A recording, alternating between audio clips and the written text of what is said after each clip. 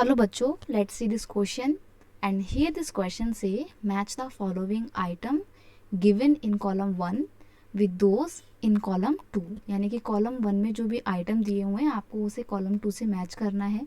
तो यहाँ पे हम मैचिंग देखेंगे।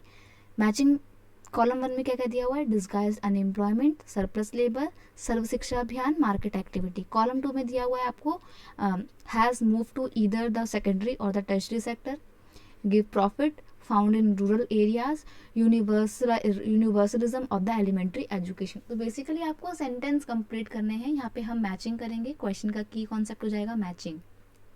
देखते हैं कैसी कैसी क्या क्या मैचिंग हो रही है। सबसे पहले डिस्गाइज्ड अनएम्प्लॉयमेंट, इसको बेटा बोला जाता है छिपी हुई बेरोजगारी, जो कि रूरल एरिया में पाई जाती है, स्पेशली एग्रीकल्चरल सेक्टर में। ठीक है, फाउंड इन एग्रीकल्चरल सेक्टर। कैसे पाई जाती है? तो देखो, जैसे मान लीजिए कि एक गांव है, वहाँ पे एक फैमिली के लोग अपने खेत में खेती करते हैं। फैमिली में कितने लोग हैं? 7 पीपल हैं। ठीक है, उन 7 में से 7 लोगों ने खेती करी एक साल। तो नेक्स्ट ईयर क्या होता है कि 2 लोगों की तबीयत खराब हो गई, 2 लोग खेत में नहीं जा पाए, और इस बार कितने लोगों ने? सिर्फ 5 लोगों ने खेत में खेती करी। और खेत में जो भी प्रोडक्शन हुई है उसमें बिल्कुल भी फर्क नहीं पड़ा। मतलब वो पिछले साल जितनी ही हुई है, जब 7 लोग कर रहे थे और अब की बार 5 लोग कर रहे हैं, तो भी उतनी ही प्रोडक्शन हुई है। इसका ये मतलब होता है कि उन 2 लोगों को लगता तो था कि वो काम कर रहे हैं, बट एक्चुअल में वो कोई काम कर नहीं रहे होते हैं। वो बेरोजगार होते हैं और उन्हें पता भी नहीं होता है कि वो अनएम्प्लॉयड हैं। तो इसे बोलते हैं डिस्गाइज्ड अनएम्प्लॉयमेंट, जब पता ही नहीं होता है कि आप बेरोजगार हैं। तो ये वाली प्रॉब्लम रूरल एरिया में, स्पेशली एग्रीकल्चर में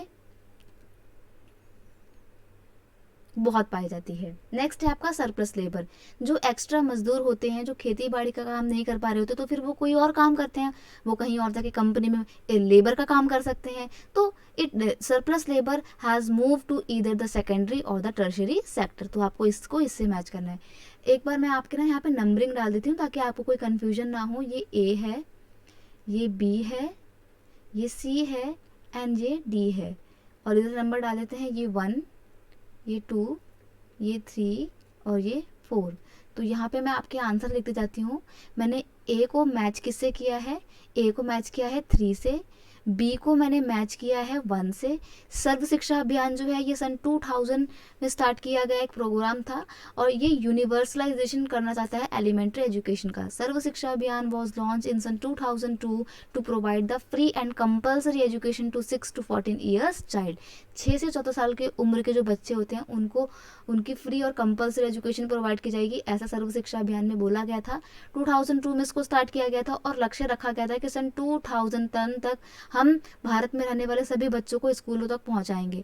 तो ये एक स्ट्रेटजी रखी गई थी गवर्नमेंट के द्वारा यूनिवर्सलाइजेशन करने की एजुकेशन को। नेक्स्ट है मार्केट एक्टिविटी। तो ये वो एक्टिविटी होती है जो प्रॉफिट गेन करने के पर्पज से आप लोग करते हैं। अब आपकी मदर आपको घर में खाना खिलाती हैं, तो उनका कोई प्रॉफिट होता है? आप उनको पैसे देते हो? नहीं ना।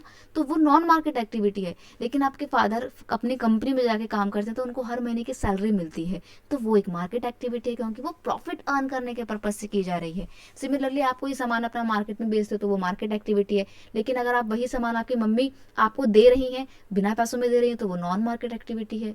तो मार्केट एक्टिविटी जो होती है वो प्रॉफिट के पर्पज से की जाती है, और जितनी भी गवर्नमेंट सर्विसेज होती है ना, ये मार्केट एक्टिविटी का एग्जाम्पल है।